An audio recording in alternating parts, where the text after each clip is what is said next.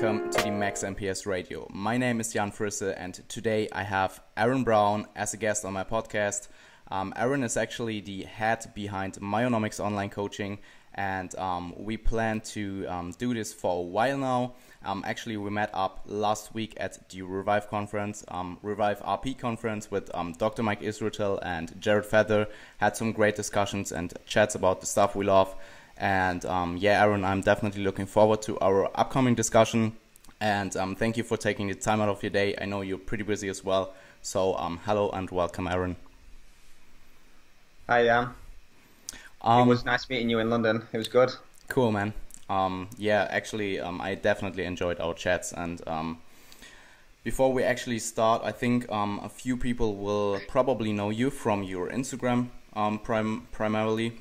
So do you want to introduce yourself a bit? Sure, yeah. It's quite funny. It's a bit of a running joke that I don't really post much about myself on my Instagram. So yeah, not many people know much about me. But so currently balancing a few things. Online coach, I won't say educator, trying to give some information out, trying to spread some of the good shit. Is it okay if I swear, by the way? Sorry. Absolutely. Too late. Don't worry, man. Mike was on the podcast before. Yeah. I'm a personal trainer in person as well, in a commercial gym. Cool. And I'm also a student. So I'm a student at university, currently doing sports rehabilitation, bachelor's, undergrad. And I've also just signed up for Mac Nutrition Uni as well. So that's basically what's going on right now. How I got into it, it's a bit unusual. I'm I think like most online coaches and most people into this sort of thing, I'm quite a typical type A personality. If I get into something, I get into it. I don't just flirt with it sort of thing. Yeah. So originally, when I was, initial start to exercise and healthy eating and all this sort of thing was, I was quite overweight as a teen. Lost a lot of weight quite quickly, and then realized I did it in the wrong way and had to get into exercise and to normal eating to try and sustain it. So I entered the gym, made all the mistakes, learned from the mistakes, and here we are. I've been to university before. I've never really had direction until I found exercise and nutrition and stuff like that, and a direction that I want to go with my career. I initially went to university to do architecture. Do you know what architecture is? Probably not, man. So architecture is the design of buildings. So I'd be architect. Yeah. I got you. Yeah. So an architect. So I initially went to uni to do that because it sounded like a good idea, not necessarily because it was what I wanted to do. I ended up being there for a year, left, had years in random jobs, and then decided to do my personal training qualification. First job, I got a job as a personal trainer as soon as I qualified. Did that for a year and a half. Decided I need to further my education to push my career on. Then I applied for uni, and then further along again, decided that I wanted to be able to help more people. I felt like I had a lot to say and I felt decently educated enough to help people. So I decided to jump online, provide some information, and then coach people online. And we're at the present day. Cool, man. Absolutely. Fantastic story. And I think a lot of people actually find themselves in stuff that they don't really want to do. And as you said, you're kind of like the guy who's going all in on your passion, your stuff that you love. And I'm definitely the same. I just can't half-ass a few things. I'm kind of I'm usually kind of right now I'm thinking about either going all in with training or training or nutrition, and it's kind of hard for me. We can probably discuss that later on. Today's topic will be maintenance phases, but before we actually dive into that, I would be interested in your biggest influences in your career as an online coach, because I think we have quite some overlap, and maybe that's interesting for some people who wants to do their own career in kind of the field of niche, or kind of the small niche in the fitness industry of evidence-based practice. So when I first got into exercise and training and stuff, it was you think you can do it yourself. So I just went into the gym, did whatever, and then I realized after a certain period of time that it just nothing happens, nothing happens anymore. So I like everyone does, jumped on YouTube fitness. So I don't know if you remember Elliot Hulse, all these absolutely. old YouTubers, Scott Herman, I'm trying to think of Scooby. Do you remember Scooby? Yeah, Scooby. Like all these guys. That was the Yeah. sort of thing I followed, and it was stuff where a lot of the stuff they talk about it on like a really, really superficial level. It sort of makes sense. So you can say like, oh yeah, that sounds all right, especially if you're uneducated at the time.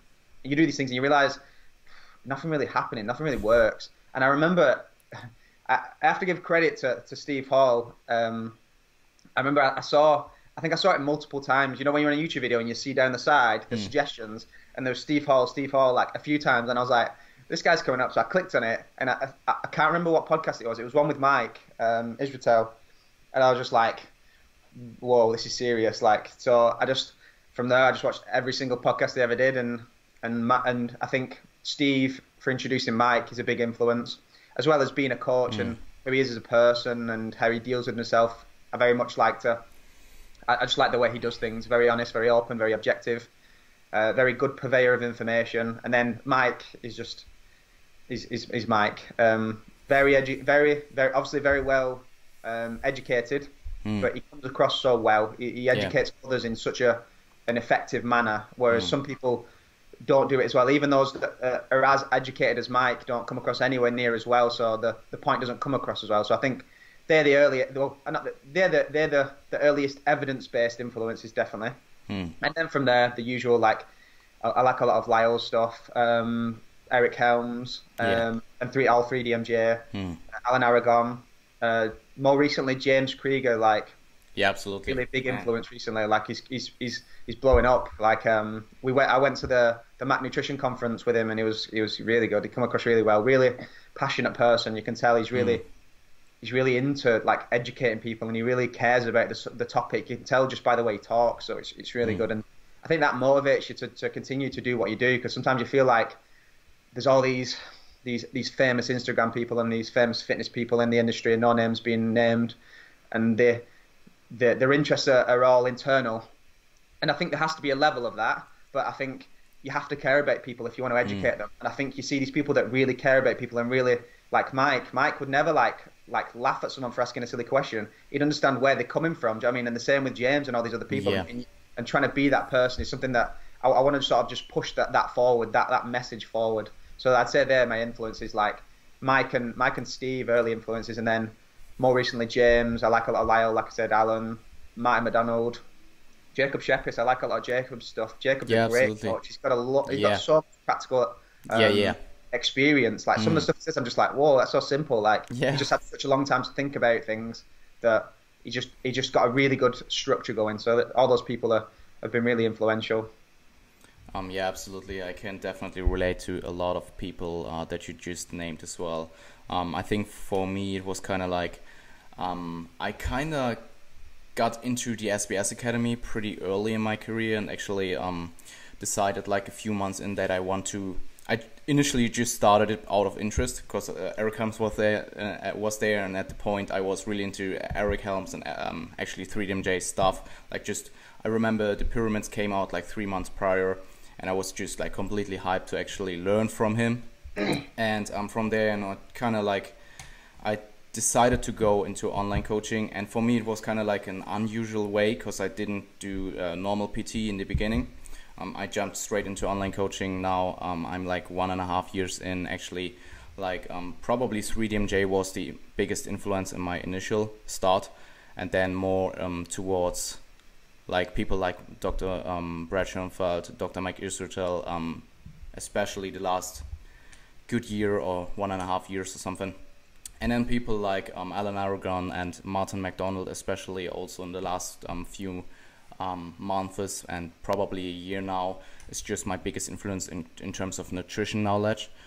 James definitely as well, also I didn't follow him for too long. And I think Martin McDonald especially, just for like having an scientific and evidence-based mindset, and just to critically think, to evaluate your own practice, and to just having integrity in your practice. So those people I can definitely recommend, and I think we have a lot of like overlap in our influences in our career. We're pretty much doing the same thing right now. Maybe we have like a little bit of different clientele types, avatar types of people. I know you're doing Mac Nutrition right now as well, right? Yeah. Yeah. I'm really excited to start that. Ah, you didn't start yet. No, so I'm September intake. Cool. I think it just opened maybe like 2-3 weeks ago, and I signed up straight away. Yeah, fantastic course. I'm pretty sure you will enjoy it, man. So, without further ado, I would jump straight into the topic of today, which will be all about maintenance phases, or at least we try to cover a lot of it. So I will start with my initial first question, which will be very experience-based, but still, I think, interesting for a lot of people. Is just like, what are your own anecdotal experience with maintenance phases with your clients and maybe even with yourself? Sum up the message, they're very necessary, especially if you want to progress long term, 100%. Like, I think we've all had experience with that. Like, I think that's why we all get into to exercise and nutrition so much, is that we can sort of pound away really early in the career, make really good progress, but then it just like stops. And I think if earlier in my training career I'd have known about maintenance phases and breaks away from training, maybe I would have made more consistent progress. I think that's probably one of the big reasons that people hit that big plateau at the beginning of the career. Like, a lot of people do it when they train for maybe 6. You probably get away with it for a lot longer at first, because absolutely, you can't fatigue yourself as much, you don't really know as much, you're a bit more inconsistent, all these other things. Your nutrition usually doesn't concord with it, so you don't make actually as much progress. But yeah, maintenance phases, they're sort of multifaceted. So there's psychological benefits, absolutely, benefits on the training, physiological benefits both on the training and nutritional side. And I think that psychological side is sort of is not emphasized enough. And I think, like, whenever discussions come up about who makes the most progress, it's the people that do this for the longest, generally, the people that can do it the most consistently.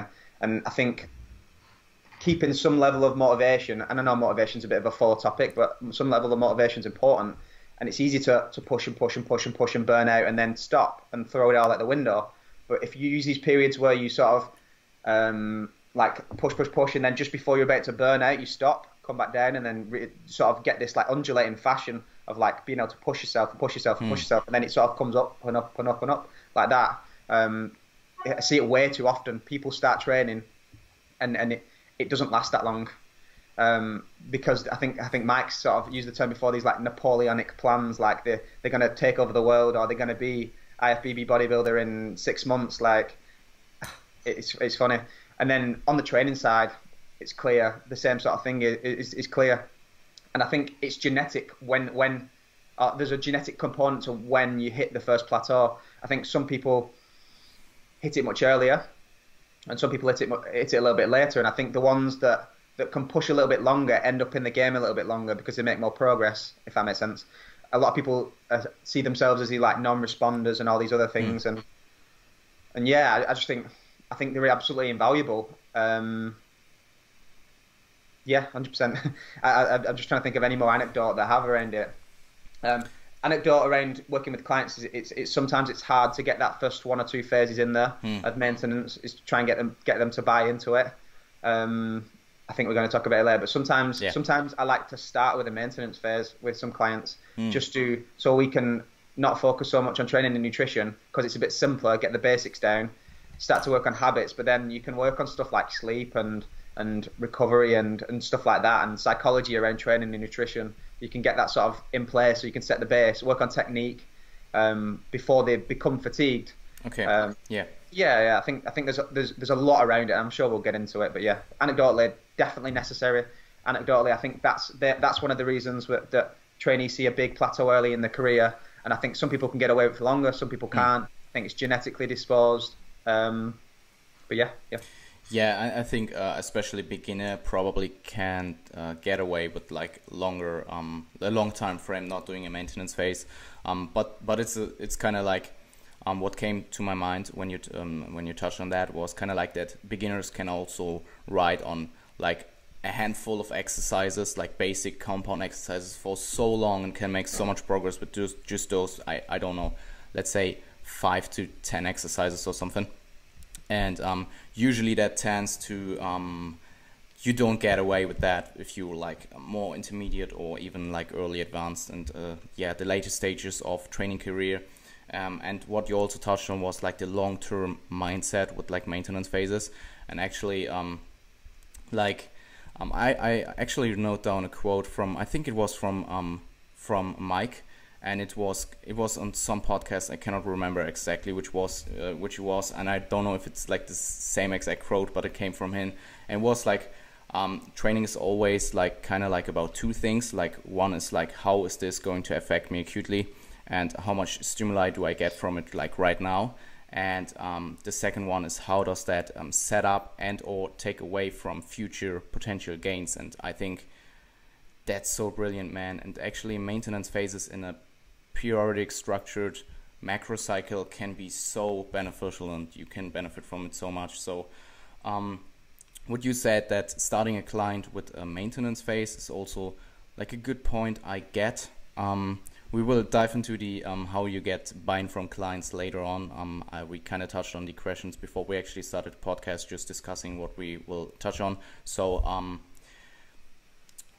with the more experience of both of us, going forward into more of the theory behind it. So my next kind of like bigger question would be, what would be your reasoning behind a phase of maintenance, which has like usually isocaloric conditions and a more intensity, low volume training implications, after a longer phase of either gaining or losing weight. So maybe we will just start with gaining, because I think there's a little bit of different implications for a maintenance phase with either gaining or like losing weight dieting. I think we'll cover like each aspect of that training, nutrition and psychology. I think they're sort of they're separate. They're important to each other, but they have separate sort of reasoning behind it, separate like mechanisms. So like on the training side, the big one, I mean, the big one is for me is injury prevention. Is that the prevention of long-term accumulated fatigue in structures like tendons and ligaments and stuff that sort of goes dormant and silent. You sort of get taught at uni about this, like, I don't know if you've heard of the iceberg theory. When it comes to like injury of stuff like tendons and ligaments, you can't, like, I know Mike's talked about it a lot, but we talk about it at uni, like you can't necessarily feel a tendon or ligament injury until it's too late. It's like it's imagine the icebergs here. You can be accumulating fatigue under here and not even know it, and then all of a sudden you get an injury and it's a bit too late. It's one of those where you're always playing catch up then, so you can staying ahead of the curve with those sort of things is really, really important. I think because most beginners and even intermediates can't really hurt themselves acutely. So they're not really going to cause a tear or something like that, unless you're absolute idiots, but I'll do something really stupid. They're not going to cause a tear or a really, really bad acute injury, because generally they're not strong enough, and willpower will give up before they can do that sort of thing. I mean, it can be an issue with more advanced individuals who are really strong and really big, and I know Jared and Mike talked about it with stuff like implications of stuff like more pauses when they squat and stuff like that, and taking stuff like that out of the equation. But for beginners, intermediates, it's not a massive issue. But chronic injury is a big issue, especially when early in your career when motivation is super high. Like you can just bang, bang, bang, bang, bang away and not even feel a thing, and then all of a sudden you get an injury. And then at that sort of stage in your career, you don't really have the smarts, unless you have a coach, to back off a little bit and understand how to use exercise variation, and understand that that it's not just about getting better or getting worse. There is maintenance. There are other states, if that makes sense, and you don't really understand that. So on the injury prevention side, that's a big one on the training side. And then there's the whole theory of like anabolic resistance, or anabolic, like the resistance to more adaptation. So it's sort of seen on a cellular level. You get these like decreases in some of the anabolic cellular pathways like mTOR and AKT and PSO6K and all these other ones that start to downregulate, and like energy detecting pathways that are more catabolic in nature, like AMPK is the one that people talk about, and FOXO, FOXO are the ones that start to upregulate. And then you get this, it's not that you can't make gains, you probably can't at some point, but the amount of work that you have to do as a result of getting gains is just completely not worth it. You end up causing so much fatigue or risking so much injury that you're better off taking that maintenance phase and becoming more, like the word, sensitive to training. And I think it just means that you need like a lower stimulus, or a lower amount of work and a lower amount of training stress to get the same stimulus.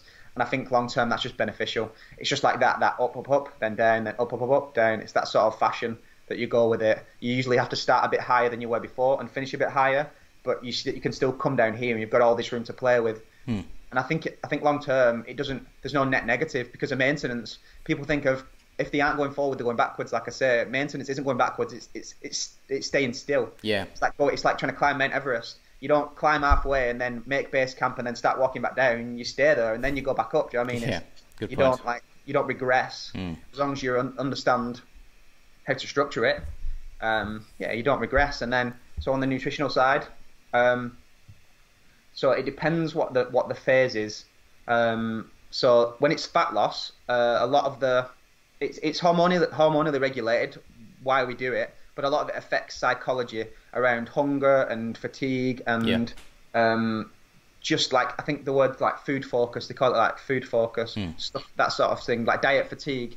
It reduces that sort of thing.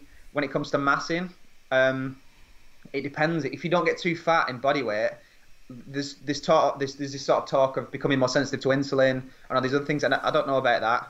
If you're not getting too fat, I think getting too high in body fat is the issue when it comes to becoming more resistant to insulin and stuff like that. But I think again, it's psychology around it. There's a certain time point that you don't want to eat any more food. Like, it's not exciting anymore, especially if you're doing this sort of approach that Broderick's not popularized, but has become more to the forefront. Broderick Chavez, around higher carbohydrate amounts, lower fat amounts, like minimal fat amounts, for that, like for the benefits of anti-catabolism of insulin and all these other things, and promoting glycogen repletion and maybe elevating protein synthesis through that, and just allowing training to be more effective. And I think people say like you become insulin resistant from having carbohydrates for too long, and if you're not getting too fat, I don't know about that. But I think there could be something there. Maybe I'm not too sure. I'm not that well versed in that sort of aspect. But again, it's around psychology. But I think a lot of the maintenance phase when it comes to nutrition is around set points or settling points. So around making sure that the theory of settling point is that your body weight or your fat weight is sort of settles around like a thermostat like level. So imagine the thermostat's at 30 degrees. Yeah.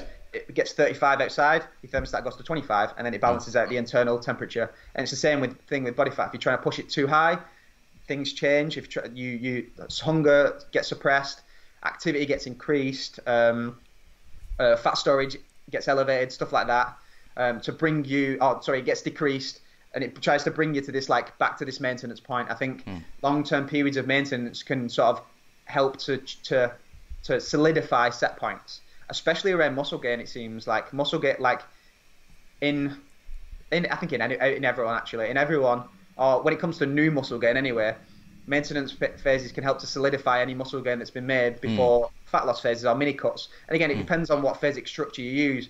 I mean, you can use a maintenance phase between fat loss phases, and that may be more around the psychology of dieting. So like using food focus, allowing you to go further and stuff like that. But if it's in between changing phases, I think it's a lot around the settling point. So if you're going from mass to fat loss or fat loss to mass, it's around the settling point.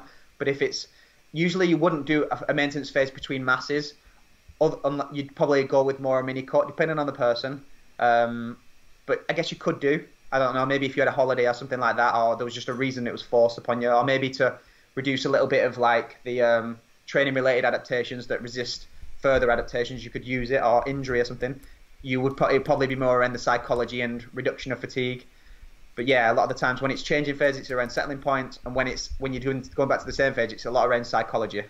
And then just psychology in general, like maintenance phases allow you to like get life out of the way, get back to reality, focus on other things, and it rejigs that motivation to come back and push yourself. Because anyone that's been through a maintenance phase, it's not the best. It's not very exciting. Yeah. Like I do check-ins with clients, and I'm like, what do I say? How do I make this check-in exciting for them? And it's not very exciting. They're like, it's like 5 minutes of a video and I'm done. But that's the way it is, and that just gets you motivated to either continue to lose fat or gain muscle mass. It gets you ready to go again. I think there's a psychological drive away from repeating whatever you are doing currently when it's been repeated to an extreme that we sort of do for a long period of time. So if you're trying to lose body fat for 16 weeks, your body's like, I don't want to do this anymore. Like psychology is massively linked to this, like adaptive resistance, I think, both ways. So yeah, I think it helps to reset on the psychological side. And I think that's pretty much it. Like psychology covered, nutritional. There's probably other elements, but the main ones that I see that are beneficial and are relevant to like our level and maybe beginners and the people that I work with are around them sort of things and them sort of mechanisms.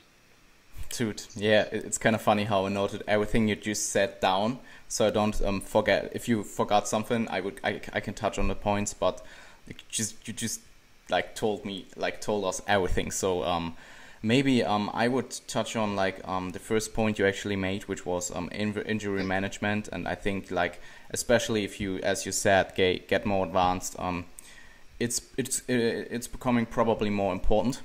Because you also don't really know what your passive structures are doing. I mean, you kind of I mean, you get some inflammations maybe, and you will feel it. But you, if you never ever really take a break from training, especially if you don't. I mean, deloads for me, a maintenance phase is kind of like the deload of a macro cycle, and that's probably a good prevention for future injuries. And as you said, like the people that progress the most are probably in their mid-30s, maybe even early 40s, or maybe even higher, man. There are natural pro bodybuilders out there who are like 50 or even older. So I think that's a huge point.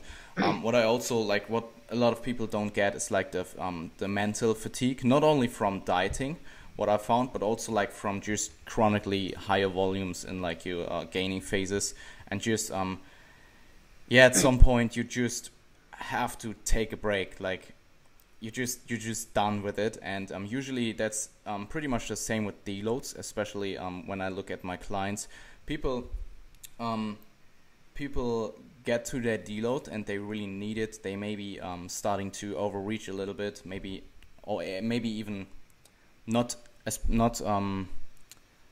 overreaching, but maybe even get to the point where they would be starting to overreach. So they kind of starting their deload, they're kind of excited that they have to deload now, and midweek they're kind of like, I feel good again, and then I could probably start again. But it's more like heal up another half of a week and then we can start the new mesocycle. And it's pretty much the same with the maintenance phase. I just did one with a client of mine who was doing, I think, 3 or 4 higher volume gaining mesocycles before, and he was just like, the first 2 weeks were kind of like he had fun, and then it was just like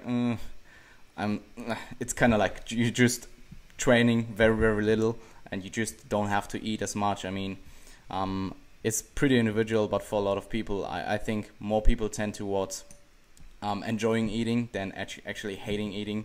I know Mike is an exception. And what you also said, it's not just the fatigue management from previous training and previous dieting, but also for priming us in the future for more periods of dieting, training, or both. So,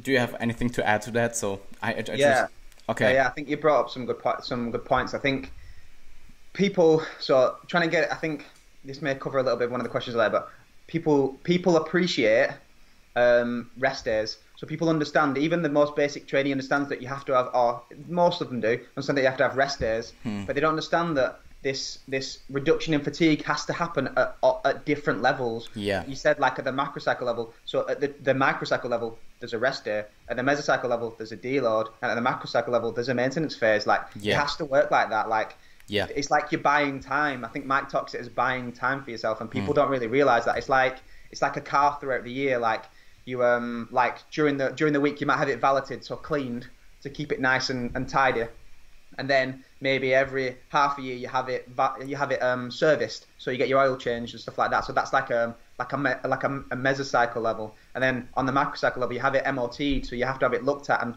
fully serviced and make sure it's road ready. And then you go again. You don't run your car until it breaks down. You look after it on each stage. It's the same with your body. You don't run your body until it breaks. Oh, people do. Yeah. People shouldn't run the body until it breaks down. Absolutely. Like it's super important. And the point about people feel good like halfway through a deload, it's understanding that we're not trying to just fix 1 or 2 things. Like psychology switches quite quickly.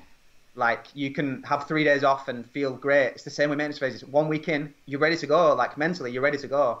But then you just have to give yourself that time. You have to understand why we're doing it. So on this tendon and ligament level, it takes time for those sort of things. It takes longer, yeah, definitely. Yeah, it's like I think Mike said it before, sometimes giving yourself that week is actually the worst thing you can do, because you feel just ready enough to absolutely smash yourself, and that's when you're still fatigued. Do you know what I mean? When you're really fatigued, you're probably not strong enough to cause any issues or to damage yourself. But after a week, you're motivated, and then muscularly, most people are like recovered. Muscular recovery is quite quick.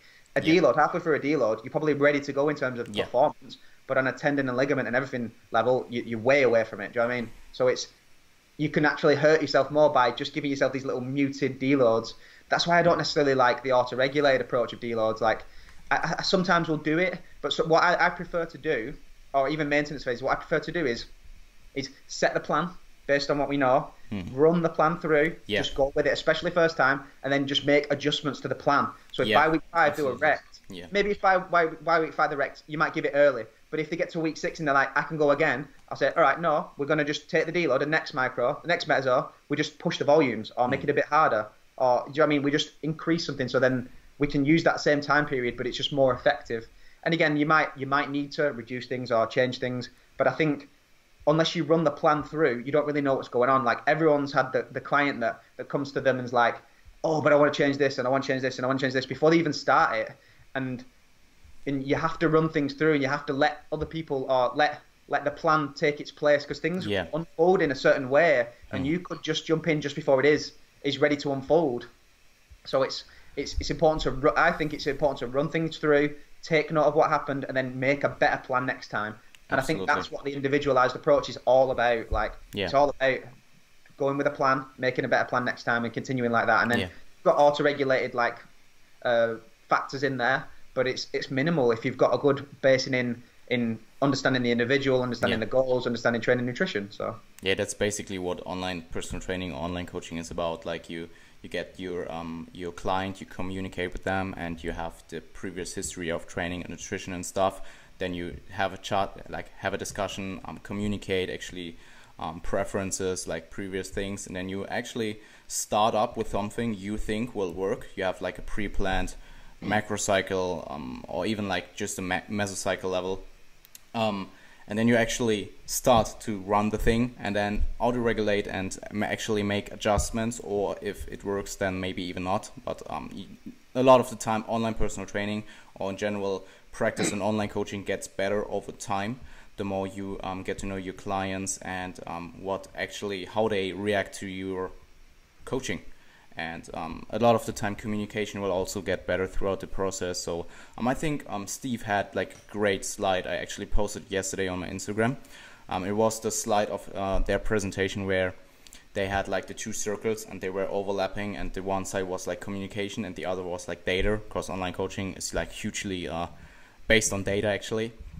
And you have this overlap, and that is kind of like successful coaching, and that will equalize to like your or the client's individual moving optimal, because I think like the optimal approach is kind of like very, very, very individual. Like there's probably a different optimal approach for you than for me. So you touched on so many points, man. I have to remember like what you said, that on a maintenance phase, probably things like your muscle damage recovery, or even like nutrient replenishment, and nervous fatigue, if there is any. I mean, we don't. I don't know if you read the article of Menno. CNS one. Yeah, the CNS one. The CNS. But, but those types of fatigue actually kind of tend to recover quicker, but then you have like the more passive structures, which will then lead to having a longer recovery time. So I think there's definitely merit in having a maintenance phase, which is at least 3, maybe even 4 or 5 weeks long. And yeah, I think you also touched on the anabolic resistance part. I think there's like a good logical rationale behind it, and we have some mechanistic research that you actually touched on. I think there's the stuff on the muscle fiber level as well. So all those kind of small bits and the research that we have, plus the experience of a lot of good coaches and educators in our field, and my own, like, just staleness is real. I mean, you cannot like deny that staleness in training is a real thing. And I think all those things make me actually right now believe or think that anabolic resistance is probably a thing, and that a maintenance phase could then lead to fixing that problem as well. And what you said with the set point theory when dieting, and also to maintain like tissue integrity after a longer phase of gaining. I don't know. Honestly, I haven't really read into that type of thing too well, to be honest. So is there any good evidence for maintaining tissue integrity after a longer phase of massing? Do you know any? There's not much in terms of scientific stuff, but I think anecdotally it's quite obvious in some cases, and I think it's just like one of those things that on a biological level, like a lot of systems have similar sort of mechanisms. Yeah. So it's the same with I asked I think it was James Hoffman a question in regards to a while ago in regards to the resensitization effect. Is it real? What is going on? And he said like it's one of those where there's not a lot of data behind it. Yeah. There is, in hypertrophy training specific, and some people are like, there's no data, so it's not real. But on a biological level, it makes sense. Like certain things just stop adapting with the same stimulus. It goes back to that like Hans Selye's like gas principle, like general adaptation syndrome. Yeah. That's theoretical, and I think some people have refuted that based on like psychological factors can affect how that works. But I think on a mechanistic level, it still works in the same way, but it can be affected by more things than what we think, if that makes sense. So if you've got control of lots of variables as much as you can, then it will work in that way. But if things fluctuate so much day to day, then it won't. Like just the psychological stress of work or day to day stuff can affect how well we recover. It's obvious. But I think as a theory, it works quite well, and mechanistically it works quite well. But anecdotally, I think it's one of those things where people seem to just disappear if they try and diet too quickly. It just seems to work, and it follows that set point theory. If we have a set point theory in terms of body fat, I don't see why we wouldn't have it in terms of other tissues. Yeah, absolutely. Some good points. And I think what you touched on, that some people just tend to deny anything that is not like that has not like solid scientific research, like peer-reviewed research behind it. And I mean, it's just like just because there is no evidence. I think the quote is like absence of evidence is not the evidence of absence, and I think that's like hugely you should have that. You should keep that in mind. And if there's like a theory and there's good rationale behind it, and maybe even just anecdotal experience from hopefully good people. I mean, anecdotal experience from charlatans, probably not really good evidence, but I mean, we definitely have some evidence. It's probably not the strongest, but what you touched on was brilliant, man. I think just on that point, I think like it's one of those things where people don't realize that sports science is a very infantile like research topic. It's very we're still looking for proper methods of testing things. And I think sometimes when people say like we don't have data, we're not going to have data like 50 years into that conclusive data 50 years into a subject title. Like there needs to be deeper thinking on a deeper level, and using mechanistic data has to be important. And then you test it. I think people don't realize that's what evidence-based fitness is. It's not science-based. It's the convergence of science and anecdote and all these other things. We have to use that. That's why people like Eric Helms and Mike Israel are so smart, because they can think on a deeper level to what does this mean for real life application. I think sometimes I think when people talk about, I think the one of the best topics in regards to this is periodization in hypertrophy. People say like, oh, it doesn't matter this to this, and like all the studies are either in untrained subjects or they're very short term in nature. But like, I think one of the reasons, going back to our point on individuals being able to make more progress for longer early in the career, is because they mix things up so often. Yeah. It's because they've used so much variation as well. That's why there needs to be variation to continue or to reduce the effects of anabolic resistance. I think that because anabolic resistance is the resistance to a specific stimulus to positively adapt us in the direction that we want. If we change the stimulus slightly, we can sort of come back down a bit. So it's like the deload of training, if that makes sense. It's like you drop and then you come back up and then you drop and you make little changes. Like, I think that's why exercise variation is important, because some people say like you shouldn't vary exercises. You need momentum, you need skill acquisition and all these other things. And I think from a tracking your progress point of view, that could work, because you can see your sets of 8, 10 go up over time, and you can plan in progression through the mesocycle or the macrocycle or whatever you want to do. But I think when we try to track too many things or try to stay so close to tracking progress, you actually halt progress. I think Mike's used the analogy of testing a race car. So you test a race car with all this kit in it that weighs something, drive around the track, you get a certain result. On race day, you might want to track the same things, but stuff in the car weighs something, so it slows down. It actually hinders performance. You can't always measure what you are trying to get out. You have to do the right things and then look back on it. I actually sent a message to a client a couple of days ago in regards to this. You know, when people sort of look at themselves all the time and say, I'm not making progress and all these other things, and it's a psychology. And I said to her, all you've got to do is you've got to understand that you've got to do the right things, and then the result will end up in the right place. And then over time, if it doesn't, you make a change. I mean, you have to trust. I hate the saying, but you have to sort of trust the process a little bit and understand the basis of exercise variation. And that's what periodization is. People think periodization's DUP or weekly undulating period. It's just conscious variation in training over time that continues to allow progression and reduce injury risk. Like, it's not, because conventional periodization was to peak for a certain time point.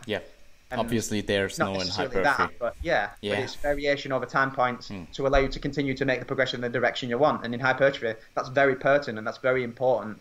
Especially absolutely. as you get more advanced, you need to vary more because you become stale quicker. And like they've talked about the time, the points between your minimum and maximum are so short that you have to change things more often. So I think that periodization is a good topic in terms of people want this solid data to say it's this. And until we have 2-3 year studies on the topic, I don't think we will have anything that are very well controlled. I think Brad Schoenfeld or someone like that would be the best person to do that sort of thing, because he's got a very good deep understanding of methodology and how to track things and what goes on with it. I think he'd be one of the first people to probably do it in the correct way. And again, it's a 2-year study or 3-year study or whatever. Brad is a beast, man. I was so glad I am, or how do you say it? I was so I had so much appreciation for actually. I think API kind of sponsored his his research. And also the one from Eric Helms, which I found like a big move from the company actually. So you touched on periodization, which was brilliant, but you also reminded me of the thing with the racetrack, that you have to trust the process sometimes. It kind of relates back to me being doing a story about AMRAP tests like a few weeks ago in my story, because like some people just test every cycle, and I mean, you can probably, if you're not super advanced, can see progress from mesocycle to mesocycle, but why not just train and see progress in your actual training? Because like people tend to test and you can just train in that time. Like you lose recovery capacities or just training time in general if you test all the time. So there's, for me at least, no real good rationale to test, at least not every mesocycle, maybe more on a macrocycle level. But even then, I don't tend to program AMRAP tests for my clients. So it's more just like, do you see changes in your training? Like, do you see progress in your training over time? Which is then kind of like trusting the process, doing a cycle, seeing how it goes, then maybe make adjustments, or maybe even not. If it worked well. And yeah, man. You touched on so many points. I kind of try to remember, and I just write down a lot of things. But I think those were brilliant points, and we probably have to move forward, man. We're just like 40 minutes in or something, and I have like a few questions left for you. So when do you tend to program a phase of maintenance in an overall macro cycle, and how often do you do it typically? I mean, we just touched on all the theories, so maybe we can just dive into practical application for a while now, like just programming practical applications. Yeah, again, it depends. I like to program it in advance, like Like I like when I take on a new client, I like to have a long-term plan set out, like that we follow softly, and if things need to change, they change. Like it's just to give them an idea of the structure of things. Like we need to go up and come down and do this thing, and this is the pattern that it follows. But like I say, for beginners, you could probably go 20 weeks, maybe. Do you know what I mean? It depends. Sometimes it's not beneficial to go that long, though. Sometimes saving it in the tank is better off, and I think over time it can be beneficial. So like 12 to 16 weeks, depending on how long your mesocycles are, depending on what your goal is. Mass gain, you could probably go a little longer because calories can continue to push up throughout the phase, and that helps to reduce a little bit of the fatigue and resistance that goes on, maybe. So maybe you can go a bit longer, maybe like more like 16 to 20 weeks. Depending on the individual, more advanced will have to be shorter for sure because they accrue fatigue a lot quicker. They're a lot stronger. They have to work with higher volumes at the minimal level, and they go up to high volumes at the top level. So they're pushing themselves hard, and they've probably already got years of fatigue built up within tendons and ligaments and stuff like that. So they might have injury as a repercussion. So they don't have as far to go. So it doesn't make sense. So like back to the concept of like Mike's volume landmarks, it doesn't make sense when someone's MEV and MRV are this close. How long are you going to be able to do that for? Do you know what I mean? The principle of progressive overload means that, dictates that things have to get harder. And where do you go? Like if someone's got this much, you can start here and here and here and here and here and go all the way up.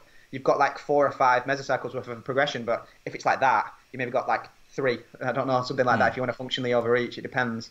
And if you want to use lots of exercise variation, you can probably push it a little bit further. Yeah. But maybe like 3 mesocycles for an advanced individual for massing, maybe 4 to 5 for a more beginner, and then anything in between for an intermediate. And again, when I say mesocycle, I think depending on the level of advancement, it just auto-regulates itself. So a newer individual can go for maybe 6 weeks. I think we discussed it before, and that just sort of ends up being a bit of a longer week period, but the same amount of mesocycles. Yeah. And a newer individual, a more advanced may even do like a 3 or 4 to 1. Yeah. And then it just ends up being shorter week-wise. Fat loss. Can I just touch on the mass gain real quick? What you just said, I think we're pretty much the same for programming them, like kind of our implications. What you touched on, like kind of like the mesocycle length was brilliant, and also like how many mesocycles. I think everything from like, let's say 3 to 5, maybe for beginners even more mesocycles would be a good idea. I think like the average every 6 months on average would be a good time point for doing a maintenance phase. On average for an average intermediate, I would say.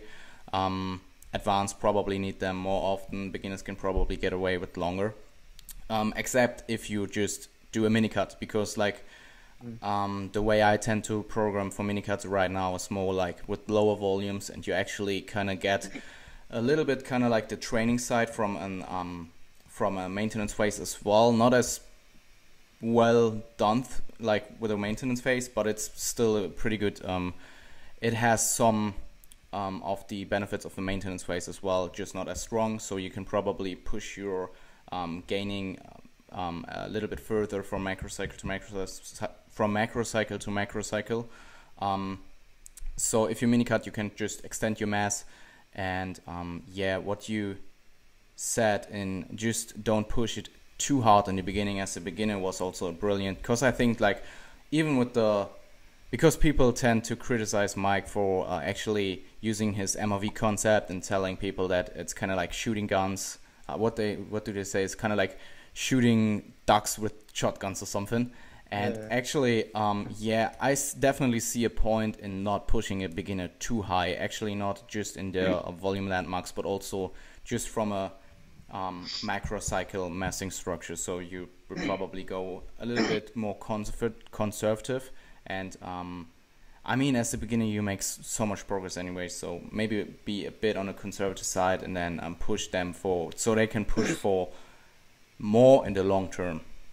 Yeah, I think in defense of Mike a little bit, I think he advocates not pushing to MRV for beginners. Yeah, and I think like when I said they've got this big window, I think you end up going like maybe 3/4 of the way and then just doing a maintenance phase anyway to sort of save some of the tank, and then you just start a bit higher and you push. And then by the time you're pushing to MRV, you're in intermediate by then, if that makes sense. Or you're more intermediate. So then you can push to MRV because you have the technical ability and the recovery, the appreciation of recovery modalities and stuff like that. and your nutrition usually concords with it by then, as long as you've got a good coach. Like, I think it just ends up auto-regulating itself. Like at the beginning, as a beginner, if you push 3/4, if you push 2/3 of the way or something like that, and then start again a bit higher because you obviously have to push and push and push. By the time you end up getting to an MRV within like a macro cycle consistently, then you're probably going to be an intermediate or an early intermediate. And I think it ends up just ends up being that way. And it's funny like how things just work out like that. And I think sometimes it's credit to the deep level of thinking of some of these people that talk about this stuff. Yeah. Like they've clearly considered that, and it just happens to fall in certain ways. It doesn't happen, but it feels like it. When I think Jesus, yeah, like it just falls that way. Like it makes so much sense, and it gives you such structure. Yeah, I think especially in the really, really early beginning of Mike actually introducing the world to his concept, when there only existed like the MRV concept or the MRV landmark and not the other ones. I think he kind of communicated it a little bit in the beginning, or maybe it's like it was just his like hypothesis or theory behind volume, and actually I think he built on the MRV concept in the beginning like hugely. I mean, he obviously wrote the book and stuff, and he kind of advances the concepts more and more, and like I think the criticism had some good points, but he actually refuted them pretty well. So yeah, I think the point. I think it's one of those things where I think he got a bit blindsided and a bit unexpected by the criticism on that side, because I think have you ever heard, I don't know if you've ever heard of it, the reasoning behind how he came up with the volume landmarks. It was when him and James worked with sports athletes, they were doing too much. Yeah. So he was saying, this is the most you can do, not do the most you can do. And I think when people said like, I think he just didn't expect it. He took it from one field, and then it didn't get miscommunicated. It just didn't get communicated in its entirety to the population that was taking it on, because he came from strictly sporting, like they sponsor USA weightlifting, so they're working with like these, and he's worked in the Olympic Centre. Do you know what I mean? These people work hard, so he's communicating that these people need to sometimes back off. And I think when it got taken over to general podcasts and general intermediates and people like us, like it got taken as like the name for it was maximum recoverable volume, whereas now it's the volume landmarks. I think it makes more sense now, and he's had time to flush it out. But I think he got blindsided by the fact that people thought he was the guy that advocated doing loads and loads and loads and loads, when he was the guy of saying do loads but do enough, like don't do too much. I think it's the origins of it makes sense when he gets blindsided by that sort of thing. So yeah, absolutely. And what you also touch on, that like pushing a little bit further in the adaptive window every mesocycle. I mean, it's not even it doesn't even has to be through like set numbers.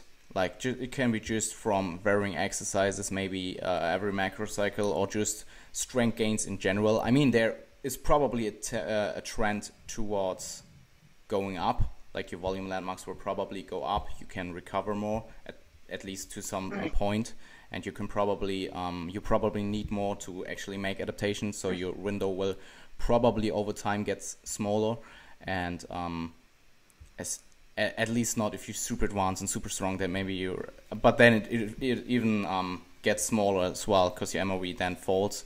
But I think just strength gains over the long term in the, I would say, hypertrophic, I don't want to say rep range, because you can obviously, we now know that you can actually hypertrophy from pretty much every rep range, but like just the relevant rep range from, let's say, 8 to 12, getting more strong in those rep ranges in main lifts and isolation exercises is probably the best way to grow in the long term.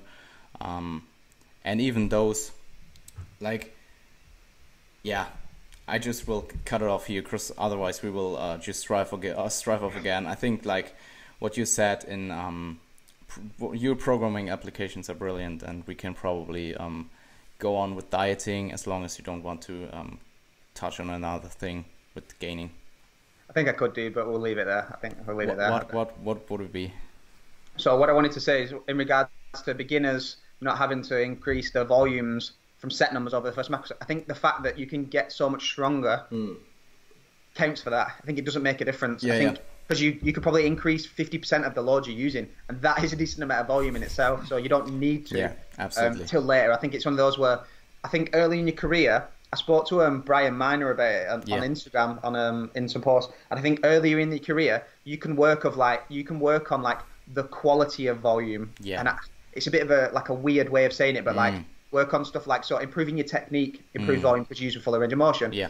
Getting stronger is quality. You learn to actually push yourself closer to muscular, or closer to muscular failure. So each set actually gets harder and more stimulative. So then you sort of end up doing this without this actually moving, if that makes sense. And then you get to a point where technique's good, you can actually push yourself, you are lifting appreciable loads, and loads don't increase that much from meso to meso and micro to micro, and then you work through them, that sort of thing. I think that ends up happening. Usually that tends to go with like just reaching the intermediate level, early intermediate, and then you have to probably apply some other strategies other than getting stronger. And obviously those points that you touched on with technique and pushing yourself, that it's just for, and real intermediate should be like standardized. Like you should have a good technique, and you should be able to gauge your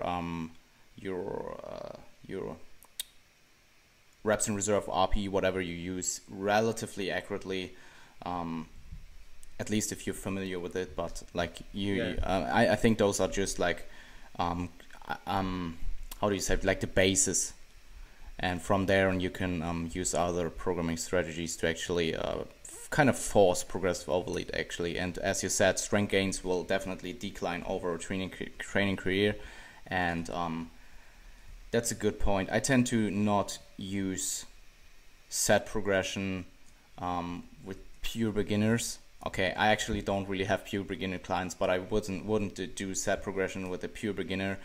With like early intermediates, I kind of do it, but it's not as aggressive as I would probably do it with myself, or more real intermediates or late intermediates, maybe even early advanced people. Cool. Should we continue with dieting? Yeah. So how to structure maintenance phases during fat loss. Yep. Yeah, I think it's I think this is more consistent across trainee level, training age advancement, or training age, or whatever you want to call it. I think it's more of a psychological thing, and I think it depends on the end goal as well. I think it depends where you start in terms of body fat levels, and where you're looking to go in terms of body fat levels.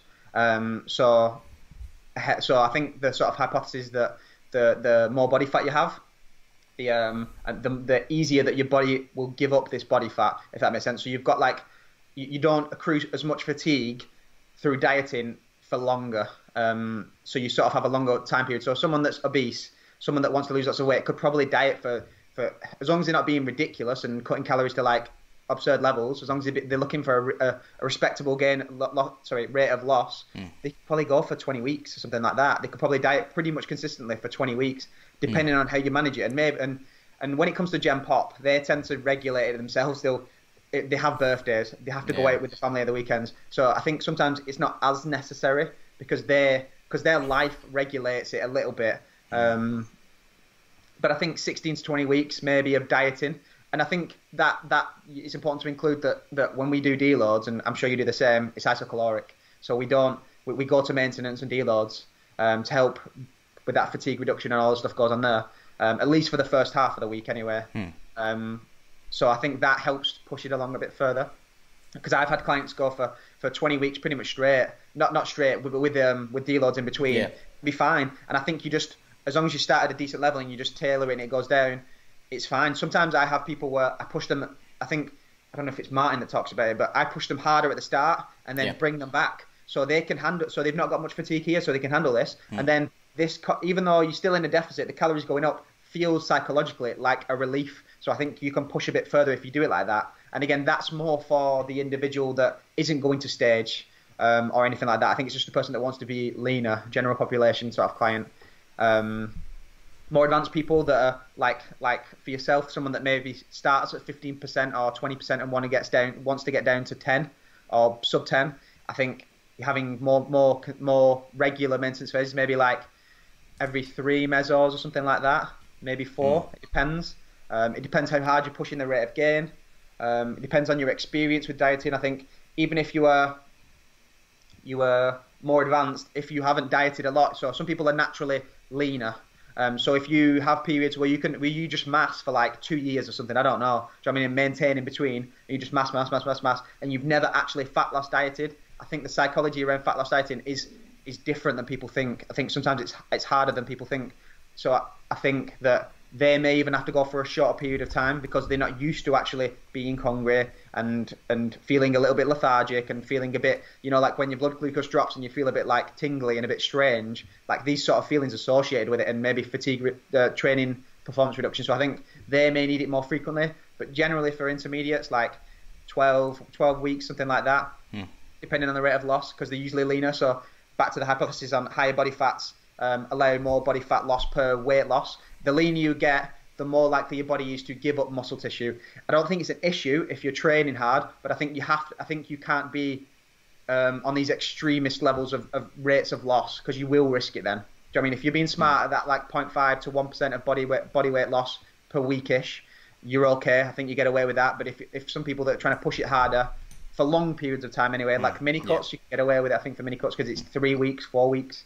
But when it's longer periods, I think you have to be a bit smarter about it. And you have to take more regular maintenance phases.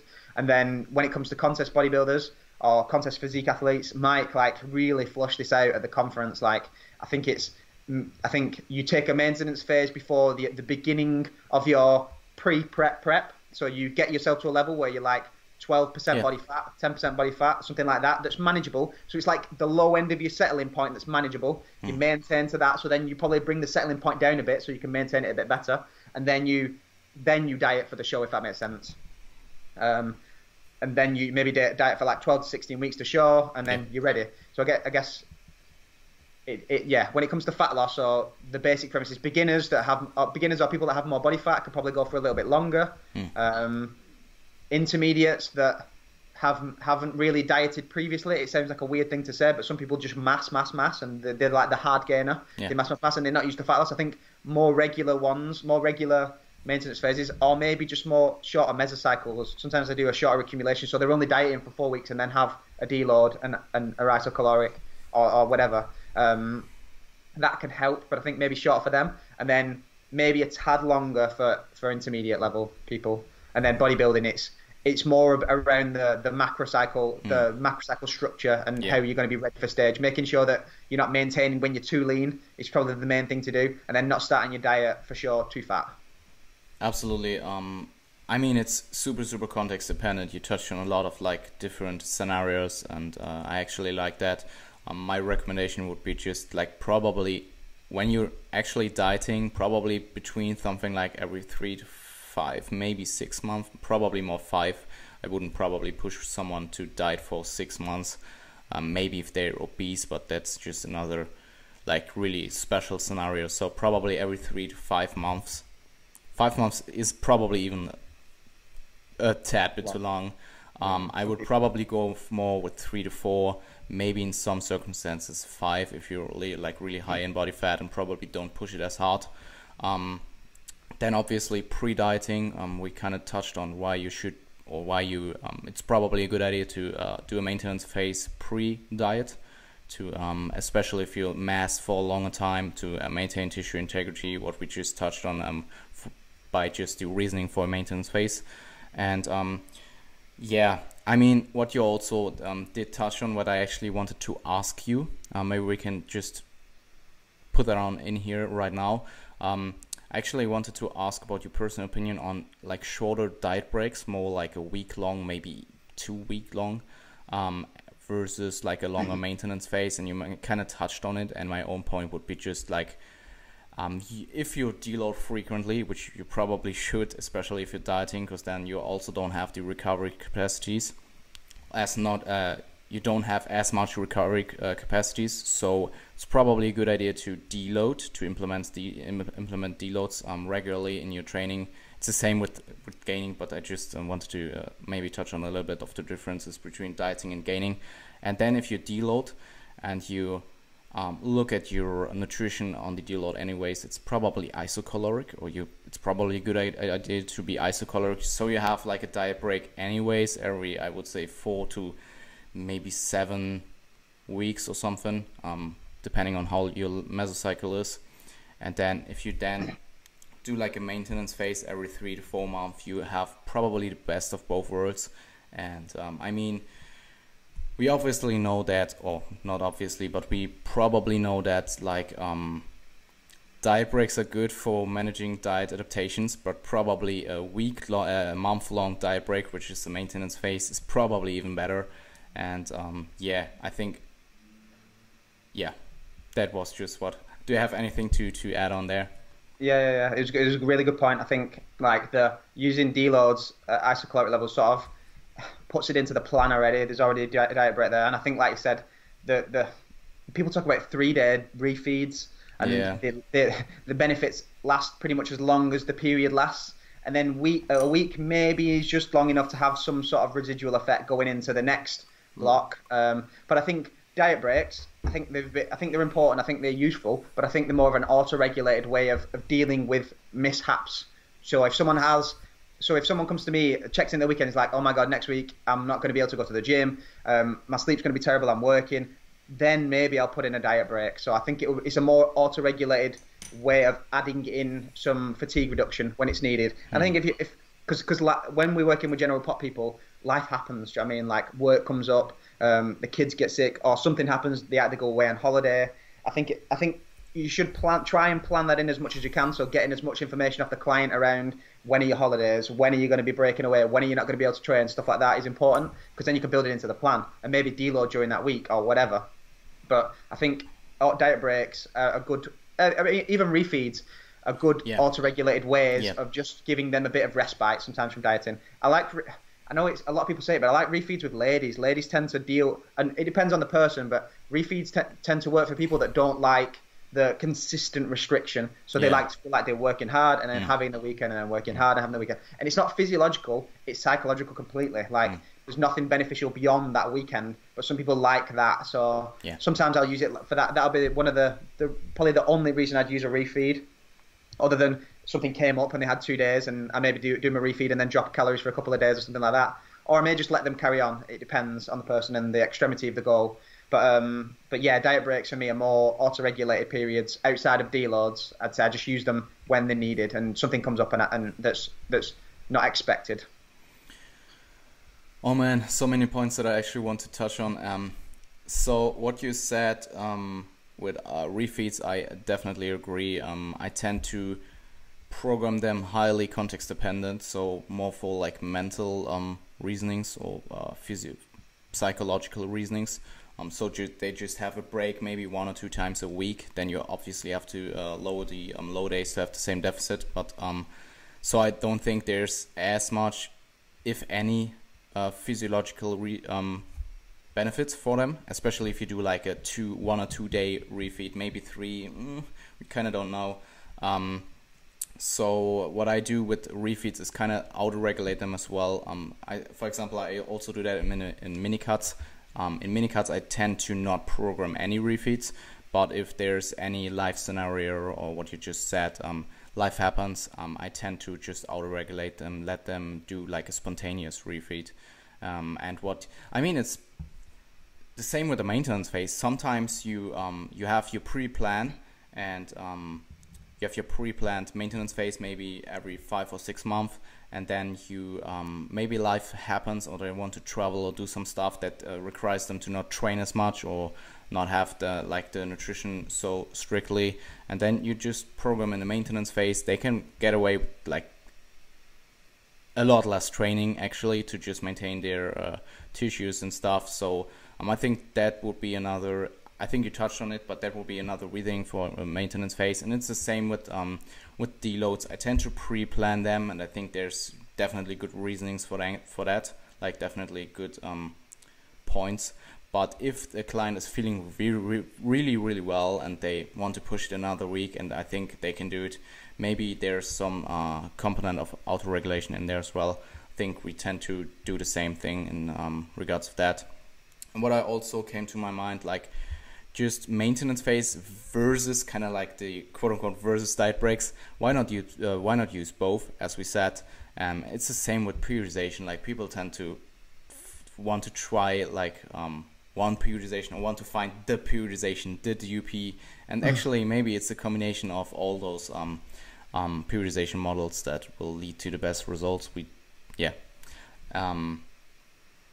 And yeah, I think that was pretty much it. I think probably a good reason or a good idea is to combine both approaches.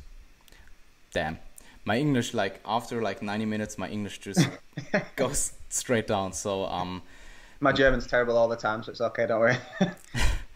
Okay, cool. Maybe we can touch on the last question, which we already touched on it quite a bit in the beginning. It was like, how do you create buy-in from clients? And maybe even what, I know you kind of don't like your maintenance phases as well. How do you get buy-in from yourself?